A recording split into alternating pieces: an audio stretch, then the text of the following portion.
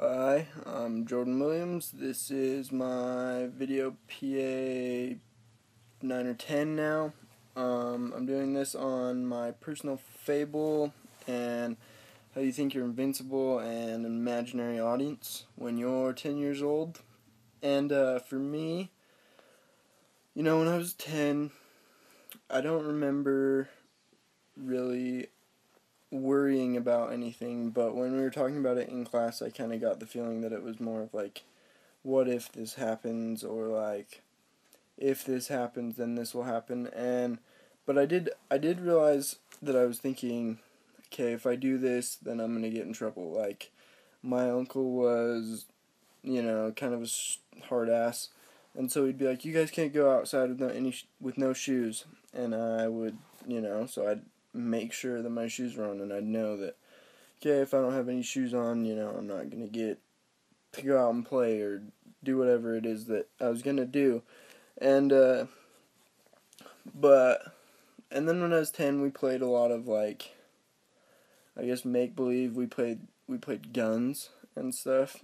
And so when we played guns, we had this like fort, or this, little dirt place with a bunch of trees that we cut out, and we made our own little hiding spot, and we'd go and we'd kill all the bad guys and stuff. We thought we were invincible, and basically in everything we thought we were invincible.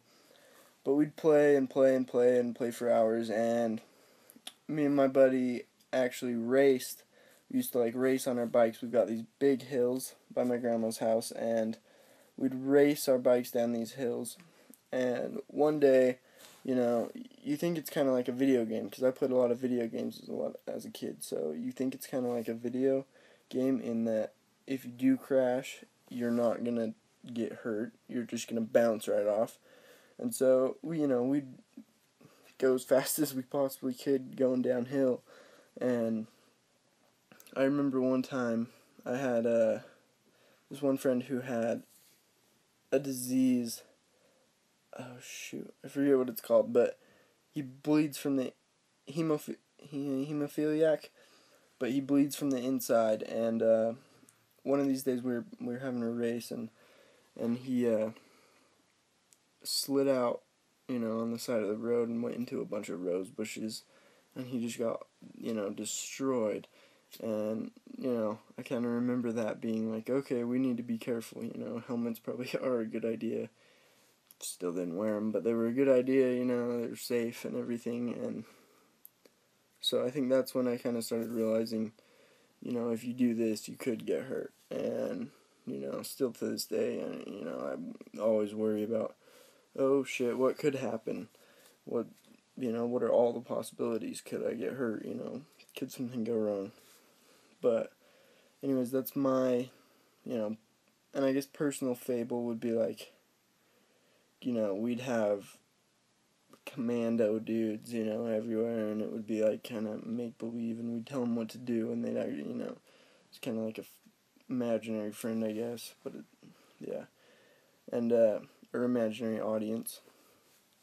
And my girlfriend was telling me that when she was like 10 years old, she used to recite dances, or like make up her own dances to all sorts of different kind of music. And at 10 years old, of course, you don't know what you're doing. Like, you don't really know exactly how to choreograph a dance. But she said they'd be little short things, and they'd think about them, and they'd write them down, and they'd act them out, and they'd practice them, and their imaginary audience would be, like judges, or like, what are they going to say? And then they'd make it in so there was other dancers, dancing with them. They could put that in to the dance without the other people actually being there. And so I kind of found that interesting when she was 10 years old, and I guess that was a little easier to connect with all of these things that we're talking about. But I think that's it. So thanks.